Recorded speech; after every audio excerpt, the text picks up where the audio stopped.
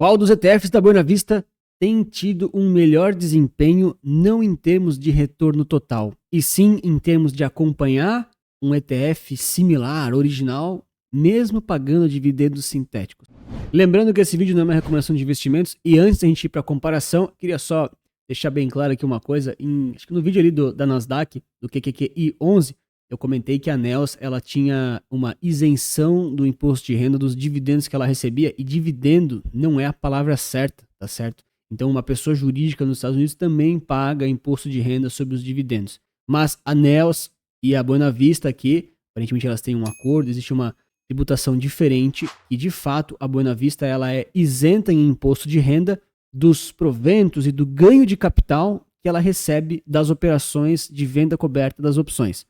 Então ela tem uma isenção, mas o nome certo não é dividendos. Então é importante só esclarecer para a gente deixar aqui nos termos ideais, tá certo? Essa informação, pelo menos que eu tenho, ela vem aqui da InfoMoney, também tem no site deles, também tem em outras entrevistas, mas basicamente aqui eles reforçam, tá, que a questão dos Estados Unidos, os dividendos aqui do SPY-E, que é o ETF original, do SPY-E 11, por exemplo, eles têm tributação de 30%, mas já que a Buena Vista ela é institucional e tem ali uma parceria com a Nels, ela consegue aqui receber esses proventos isentos e pagar o imposto apenas no Brasil. Então a gente paga aqui os 15% de imposto de renda sobre aqueles dividendos, tá certo? Então só para deixar bem claro, a informação que eu tenho é essa. Se você tem ali alguma outra informação mais atualizada ou diferente, por favor, posta para mim nos comentários.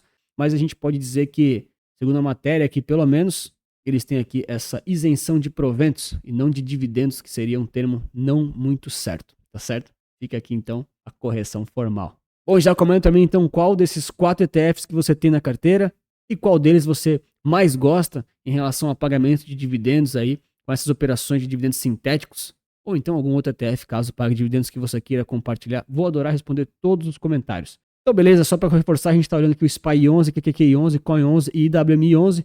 Nós não vamos avaliar qual que rendeu mais, tá? Não é sobre isso o vídeo. Qual que rendeu mais? Pô, depende, né? O mercado de Bitcoin aqui foi melhor nesse período, mas o que isso diz, né? Então, nosso ponto aqui é querer saber se esses ETFs estavam acompanhando a cota dos originais. Literalmente, já fiz os 4 vídeos disso aqui.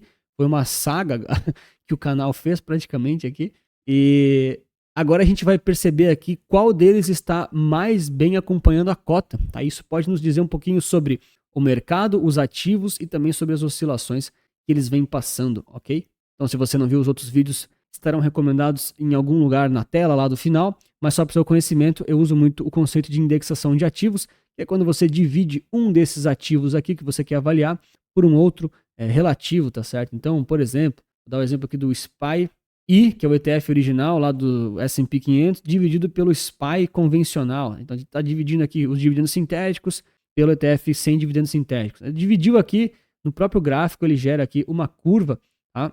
Aí você tem que conferir se o ajuste está feito. Beleza, está feito. E aí você consegue ver de forma que se o gráfico está caindo, que é o caso aqui, quer dizer que o SPY está se valorizando mais do que o SPY-E, ok?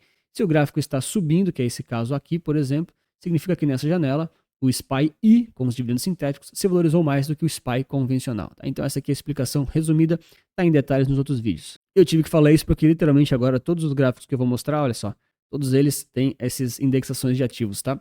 Então, seguindo aqui a ordem, vocês que adoram cores, o pessoal é bom de cor, eu deixei aqui sempre em amarelo o Bitcoin, eu deixei nesse vermelhinho rosa aqui a Nasdaq, deixei nesse verde branco aqui o IWMI, tá bom? As small caps, e em azulzinho aqui o S&P 500, tá bom? Então agora tudo que tem essas cores, nas próximas telas vocês já vão referenciar a esses ativos, ok?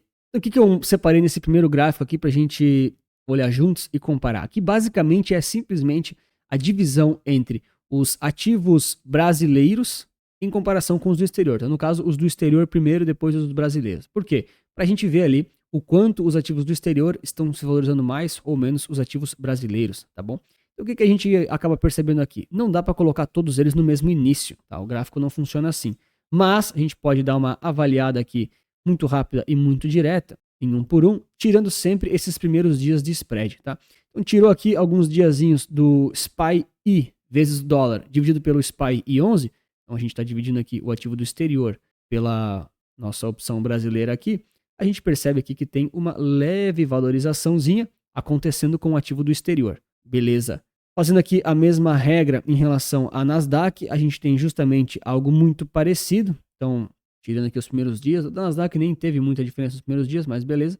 A gente percebe aqui que também teve uma pequena vantagem, próxima de 1% a mais aqui de valorização nesse momento, né? Sendo que isso aqui às vezes dá uma oscilada. Olhando aqui o IWMI, a gente tira aqui o primeiro dia, aqui, primeiro momento, ele já tem uma valorização um pouquinho maior, então a diferença é um pouco maior, próximo dos 2%.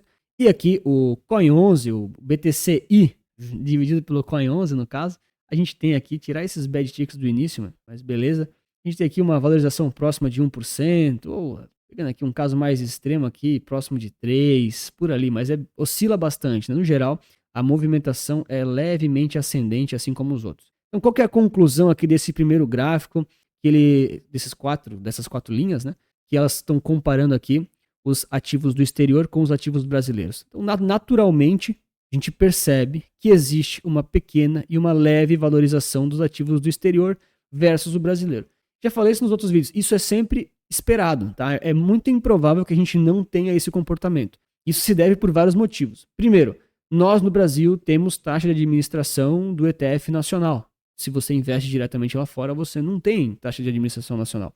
Mas você vai ter outros custos que não estão nesse gráfico. Quais custos? Spread de câmbio, IOF, taxa de corretagem e assim por diante. Anthony, efetivamente, qual que dá mais resultado no longo prazo? A tendência é que o ETF do exterior dê um pouco mais de resultado, mas é pouco, não é muito, tá bom? E ainda estou falando de forma geral, tá? Por quê? A gente tem essa questão dos dividendos ali, que tudo indica que se você receber como pessoa física lá nos Estados Unidos, você vai pagar 30% de imposto de renda, já que você recebe aqui do Brasil por conta justamente, né, desse benefício aqui que eu comentei da Infomoney que estava escrito ali, você muitas vezes está pagando só 15%. Tá? Então é difícil avaliar todos os detalhes e todas as nuances. Mas pelo princípio de Pareto, que é muito importante, a diferença efetivamente ela é pequena, tá bom? Talvez dê um pouco de retorno lá fora, dependendo do caso do ETF em si, mas é pouca coisa a mais, beleza? Mas o ponto aqui desse primeiro gráfico é justamente isso. A gente vê que existe de fato uma super correlação entre o ativo nacional e internacional, existe arbitragem, existe market maker e as coisas de fato estão se acompanhando, tá? Isso aqui eu faço mais para o pessoal entender a diferença entre comprar lá fora ou comprar aqui dentro. Os ativos vão andando igual, eles não vão fugir muito da mesma lógica, tá certo? E eu vou fazer a comparação com o IVVB11 e com os pares aqui até o final do vídeo também, tá? Mas aproveita para deixar o like, se inscrever no canal, e realmente o que eu trago aqui é para ser diferenciado e eu acho que não te custa nada e você me ajuda muito. Bom, o segundo gráfico que eu quero trazer aqui, as mesmas cores, a mesma ideia, a mesma indexação, é justamente trazendo aqui a comparação deles todos em relação ao ETF original do exterior, o SPY-I, por exemplo, que paga dividendo sintético, dividido pelo SPY, que é o convencional, que é o que não paga dividendos sintéticos, tá? Então eu estou trazendo aqui justamente essas opções todas indexadas. Então a gente tem o S&P 500, a gente tem aqui as small caps com IWMI dividido pelo WM, que são o Russell 2000. Depois tem o BTCI dividido pelo Bitcoin em dólares. Peguei o Bitcoin em dólar mesmo para ter uma referência super cravada, tá? Ok? E ainda tem aqui o QQQI dividido pelo QQQ, tá bom? Então a gente tem aqui a comparação com os ETFs originais nos Estados Unidos, tá certo? Então o que a gente percebe aqui? Lembrando, essas linhas são a indexação dos ativos, é um menos o outro, tá? No caso, todos os gráficos no denominador em cima da divisão estão os ETFs que pagam dividendos sintéticos, ok? Então vamos analisar aqui um por um e depois tirar as conclusões gerais deles todos. Então basicamente aqui o SPY-I ele teve o pior resultado, mas ele se manteve bem parelho no início, ele perdeu aqui para o ETF original e depois, pelo menos para agora, ele está se mantendo novamente bem equilibrado, bem parelho com aquele ETF original do S&P, ok? Já o IWMI ele teve algumas quedas, algumas perdas, mas se recuperou bem. Então o spread efetivamente entre o ETF original e o IWMI, ele está muito próximo de zero. Aqui ele está perdendo 1,66%, mas isso aqui é muito próximo de zero. A gente percebe que teve momentos de valorização aqui, de desvalorização também, mas ainda assim tem um resultado interessante. A gente sabe que a tendência é existir uma perda pequena do médio e longo prazo, tá? A tendência é que os ETFs de dividendo sintético não consigam acompanhar perfeitamente o ETF original, por diversos motivos. Tá? O principal deles é a questão ali do imposto de renda, nos dividendos, então naturalmente você vai tendo alguma perda no meio do caminho, e também as operações ali de opções podem não contribuir totalmente com as altas dos índices, tá? Então que fique bem alinhado, a expectativa é que levemente ele vá desvalorizando um pouquinho. Desvalorizando não, né? Perdendo um pouquinho de performance comparado ao ETF original. Tem que falar tudo nos mais corretos termos aqui. Beleza, aqui a gente tem o BTCI, que é o Bitcoin lá do exterior, comparado com o BTC em dólares. Então, beleza, teve aqui uma pequena desvalorização no início. Ali eu lembro que foi um momento de mais volatilidade, tá? Então, um momento de volatilidade acaba sendo pior para esses ETFs. Depois ele até se recuperou, acabou ficando de lado, mas se considerar essa janela do início, que pode ter sido um market maker ruim, sem liquidez, mas pode ter sido o mercado mesmo, ele ficou aqui com 6,5% de diferença. Mas se você pega numa janela mais tranquila, ele já está aqui próximo do 0 a 0, até positivo aqui, no caso mais otimista. E por último aqui, o QQQI foi um dos resultados, na minha opinião, que mais me surpreenderam. A minha expectativa era muito pior dessa diferença, tá? Então, desde o seu lançamento aqui, ele se manteve bem parelho, perdeu um pouquinho pro ETF original, se recuperou, ficou lateral, se recuperou bem, deu uma devolvida, mas ele está na faixa aqui de menos 1% aí o spread da diferença entre os dois. Quando a gente coloca todos eles na tela de novo, a gente meio que percebe alguns padrõezinhos, tá? Primeiro, no início, é comum no início haver aí desvalorizações, tá? Eu acho que geralmente é por causa do market maker. Eu tenho essa suspeita, não vou confirmar ainda, ok? Beleza. Agora é o seguinte, se a gente fosse colocar todos eles um em cima do outro, seria muito legal, né? Mas como aqui é o passado, não faz sentido. Então a gente tenta colocar aqui o período que a gente tem mais próximo, ok? Então aqui na faixa aqui de novembro de 2024 até agora, mais para a gente ter aqui uma referência e uma relação, tá? Só para a gente entender, a gente não, né? Para você entender, olha só. O que a gente tem aqui?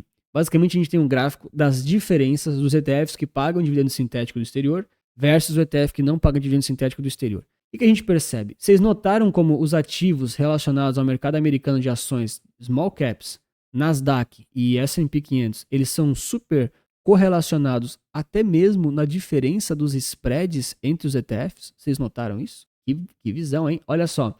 Percebe como eles vieram se recuperando basicamente nessa janela de dezembro até maio, abril, maio, em relação aos seus ETFs originais e depois perderam um pouquinho? Isso aqui demonstra um certo ciclo do mercado, uma certa movimentação do mercado, tá? Foi justamente o momento que o S&P e os mercados começaram a cair, né? Foram caindo, e nessas quedas, o comportamento geral dos ETFs de venda coberta foi se beneficiar um pouquinho em comparação com o ETF original. Notem, se a gente tem essas linhas subindo, quer dizer que os ETFs de dividendos sintéticos estão se valorizando um pouquinho mais do que o ETF original. Um pouquinho, não é muito. Ok. Mas depois existem outras situações que eles podem desvalorizar. Beleza. E com o Bitcoin é a mesma coisa, tá? Só que o Bitcoin aqui ele deu uma bagunçada. Eu acho que é porque é um mercado mais volátil, então ele tende a ter um balanço maior, a arbitragem é diferente. O Bitcoin é um ativo que ele é negociado meio que fora da bolsa, né? Ele também está na bolsa, mas ele é precificado fora, ele não fecha. É um pouquinho mais difícil, eu acho, de acompanhar totalmente. Mas ainda assim, ele também seguiu essa mesma ideia, né? Percebe que na mesma janela temporal, teve uma diferençazinha mínima, mas na mesma janela temporal ele veio fechando o spread com o ativo original, ok?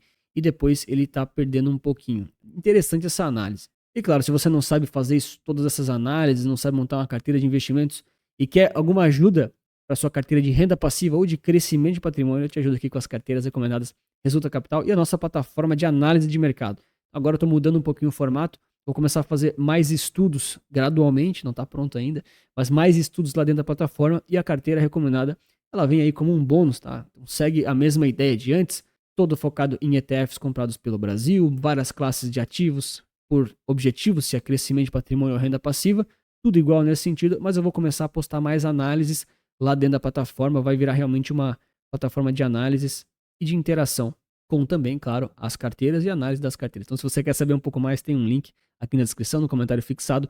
É só acessar lá e eu tenho certeza que alguma das nossas soluções vai te atender. Muito bem, e por fim aqui, eu quero fazer uma comparação que eu fiquei refletindo e fiquei pensando assim, bom, beleza. Já era esperado que esses ETFs aqui, os do exterior, perdessem um pouquinho pro original. Ok. Então, o que a gente vai esperar, vamos dizer assim, né, na parte teórica dos nossos ETFs nacionais, é que eles também se desvalorizem, certo? Comparado com o exterior, sim. Mas e se a gente comparasse com os ETFs nacionais de ativos muito parecidos que não pagam dividendos. Porque daí a gente tem ativos efetivamente que tem mais taxa de administração, que tem o impacto do câmbio ali, o spread, a arbitragem, aquele embolado todo influenciando também. E aí eu fiz isso justamente aqui neste gráfico final. Então o que eu fiz aqui? Eu dividi aqui os ETFs que pagam dividendos, SPY11, QQQ11, WMI11, COIN11, por ETFs concorrentes aqui do Brasil, da B3, que não pagam dividendos de retorno total. E aí a gente consegue ver, pelo menos nessa janela pequena que a gente já tem aqui, a diferença entre os dois, o quanto que um está melhor do que o outro, e vendo aqui efetivamente se tem muita diferença em investir num ETF que paga dividendos sintéticos e reinveste, ou então em ETFs que são de retorno total, que já tem ali os dividendos reinvestidos automaticamente, sem aquele negócio de imposto e tudo mais e tal. Então, o primeiro caso aqui, o SPY11, cara, notem como aqui do início, pessoal, isso aqui nitidamente é market maker dos primeiros dias, tá? Não dá pra considerar isso aqui. Tem que tirar um pouquinho, temos que ser honesto também aqui, né? Temos que ser justo. Beleza, tirou aquele bad tick, ok? E a gente tem aqui a comparação do SPY11 justamente com IVVB11, tá certo? A gente percebe que, assim como no ETF do exterior, ele perdeu um pouquinho aqui de rentabilidade versus o ETF original e depois aqui ele ficou lateral, tá? Então se você, por exemplo, pegou aqui uma janela de julho de 2024 até agora, o seu desempenho está sendo praticamente igual, tá? Praticamente igual. Isso me assustou bastante quando eu vi a primeira vez, porque eu achava que ia ser mais constante a perda, a diferença, tá certo? Mas acabou sendo que em algumas janelas ele até fica de igual para igual. Mas aqui a gente está considerando todos os dividendos reinvestidos, tá? Ó, se você aperta aqui no botão, aparentemente o TradingView resolveu. Esses dias eu falei, o TradingView não... Esse botão não funciona para ativos brasileiros, daí eles resolveram essa semana. Magicamente. O pessoal deve me assistir aqui no canal. Deixa o like e se inscreve, né? Se você apertar aqui no botão dos dividendos, você percebe que sem reinvestir, você perde muita performance. Aí fica 21% de diferença. Reinvestindo, você fica aqui com 6%. E nessa janela que está lateral, por exemplo aqui, né? Ó, aqui a gente está com 0,36% de diferença, quase nada, né? Se você não reinveste os dividendos, olha só, fica aqui 11% de queda. Aqui o SPY11 caiu mais. Por quê? Porque são os dividendos que você tem que reinvestir, tá certo? Essa é a leitura. Seguindo aqui com a mesma comparação com o QQQI11, então basicamente a gente tem aqui essa diferença. Eu comparei com o NASD11 e olha só que interessante, cara. Muito, muito interessante, tá? Existe essa linha ascendente no QQQI11 versus o NASD11. Então isso aqui é uma coisa que eu não esperava, realmente não esperava, tá certo? Talvez essa aqui seja uma das comparações mais realistas, né? Porque o investidor pode pensar assim, bom, eu vou comprar um ou outro pelo Brasil. Às vezes você não quer comparar com comprar lá fora. Aqui nesse caso você tem até uma leve vantagem, tá? Eu reforço ainda que essa vantagem ela pode ser muito, muito pequena e beirar o irrelevante, porque às vezes aqui no gráfico do TradingView, até onde eu entendo, os dividendos não estão sendo tributados em 15%. Então essa linha pode estar beirando o 0 a 0, tá certo? Mas ainda assim, é um resultado interessante. Se você não reinvestir os dividendos, olha só o que acontece. Naturalmente, a cota vai caindo, a diferença vai aumentando, tá bom? Olhando aqui o IWMI, a gente tem aqui também uma situação bem interessante, que eu comparei aqui com o BDR, tá? É a solução mais parecida que eu tinha. BDR aqui da IWMI. Não é ideal, mas vai, tá? Então, basicamente aqui, eles também têm uma relação muito linear, muito próxima, muito parecida, beirando o 0 a 0, tá? Então, quanto mais reta essa linha é, mais próximo do 0 a 0 é o spread. Ah, Antônio, tá subindo um pouquinho. Tá subindo, mas tem aquela questão do imposto de renda. No longo prazo, isso aqui não é relevante, tá? E por último, ainda comparei o COIN11 com o QBTC. Eu peguei um ETF de exemplo aqui do Bitcoin, só para ilustrar. A gente tem aqui um comportamento também muito interessante de arbitragem entre o ativo que paga dividendos e o que não paga. Então, existe uma diferença, ok? Mas depois essa diferença até diminui, tá? No geral, ela não tem uma tendência clara de alta ou de baixa, tá? Qual que é a impressão que me passou aqui? Então, primeiramente, para os ETFs do exterior, que a gente já viu aqui, que a gente percebe, né? E realmente no exterior aqui a diferença parece ser maior, tá? Parece ser um pouco maior, parece que ela tem uma tendência mais forte a ter algum tipo de queda no médio e longo prazo, ok? A gente tem mais dados no exterior também, beleza? Mas pelo menos com os poucos dados que a gente tem no nosso momento atual, nacional, a diferença ela foi menor do que eu esperava e menor do que no exterior, tá certo? De certa forma, isso deve significar que a gente tem um spread embutido também aqui nos nossos ativos nacionais, mesmo aqueles que não pagam dividendos, tá? Eu reforço muito, a tendência é sim que com os dividendos sintéticos a cota se perca um pouquinho ao longo do tempo. Então, efetivamente, existem desvantagens também, tá? E fique muito claro aqui, existem esses riscos de você realmente ir perdendo para a cota no médio e longo prazo. Mas aqui no nosso curtíssimo prazo e com as condições de mercado atuais, que isso interfere muito também nos resultados, pelo menos aqui esses resultados foram bem aceitáveis, estão pegando aqui pelo menos 2025 inteiro.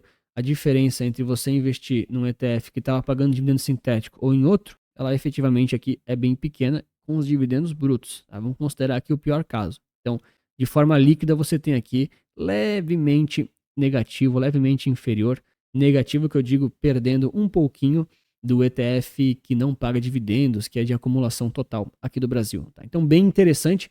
Quis trazer essa série de vídeos para vocês. Espero que vocês tenham gostado. Realmente deu bastante trabalho. Deixem um like. Comentem alguma coisa aí para dar uma força.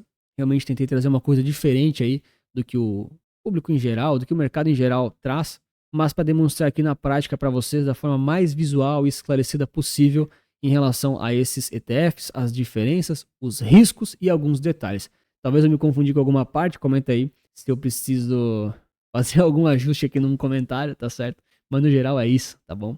Mais para frente, quando tiver mais tempo ali do Casa 11 e também dos outros ETFs que pagam dividendos, eu posso fazer as comparações também parecidas, tá certo? Então aqui então os vídeos dessa série, clique em algum deles se você quiser assistir no detalhe a avaliação deles. E claro, um grande abraço, muito obrigado pela sua inscrição, seu like, lembre-se que investir certo resulta capital.